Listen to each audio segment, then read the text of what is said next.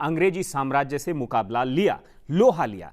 लेकिन मैं फिर बार बार कह रहा हूं कि हम उस फादर ऑफ प्लानिंग जो है, उस योजनाकार की योजना को समझने की कोशिश कर रहे हैं आज के इनसाइट में। और हमारे साथ कर्नल एडी त्यागी जुड़े हैं। कर्नल साहब, आप इस बारे में कुछ प्रकाश डालना चाहेंगे? रामवीर जी, जैसा कि अभी देशराज जी ने, पराशर जी ने बताया, नेताजी जैसा दूरदर्शी व्यक्तित्व हमारे पूरे इतिहास में आपको बहुत ही कम लोग मिलेंगे। और जैसा कि आप जानते हैं कि भारत से अपने घर की नजरबंदी से निकलने के बाद और वो दुनिया के बड़े बड़े तानाशाहों से, बड़े बड़े देश के जो नेता थे, उन सब से मिलाप किया।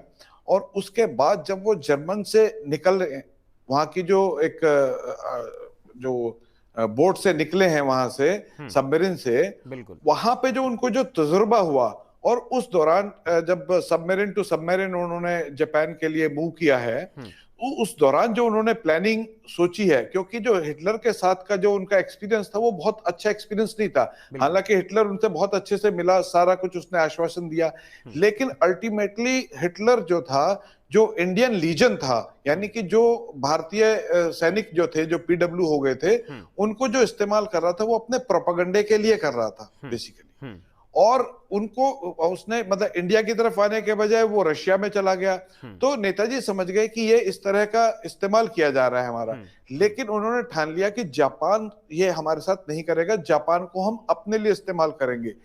इसलिए उनके लिए पहले से ग्राउंड तैयार था। ये भी बहुत बड़ी बात है कि रास बिहारी बोस जी ने जाते ही उनको जो इंडियन जो इंडिपेंडेंस लीग थी उसकी कमान सौंप दी, और उनको अगस्त में उनको सुप्रीम कमांडर डिक्लेयर कर दिया। और फिर 21 अक्टूबर को जो सबसे पहला स्टेप है, यानी कि उन्होंने एक सरकार की घोषणा की, और जो इंडियन नेशनल आर्मी थी उसको एक स्वतंत्र देश की आर्मी का दर्जा दिया। यानी कि उससे पहले तक जापानीज जो थे, हमारी जो इंडियन नेशनल आर्मी जो कैप्टन मोहन सिंह के अंडर में बनी थी, उसको अपने फायदे के लिए एज ए पॉन यूज कर रहे थे। लेकिन नेताजी ने कह दिया कि हम फिफ्थ कॉलमिस्ट की तरह बात नहीं करेंगे या उसकी तरह बिहेव नहीं करेंगे। We will be fighting as a independent army for the independence of our own nation, और will be parallel equivalent to you.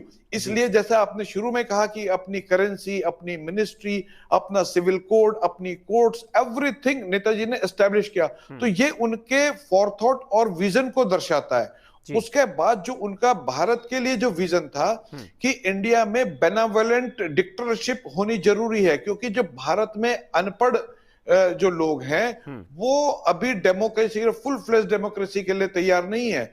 तो उसके लिए एक बेनेवोलेंट एक पार्टी की सरकार लंबे समय तक, यानी कि 10 से 15 साल तक एक ऐसी सरकार होनी चाहिए जो अपने हिसाब से और इसको देश को तैयार करे, देश की जनता को तैयार करे फ्यूचर डेमोक्रेसी के लिए। तो ये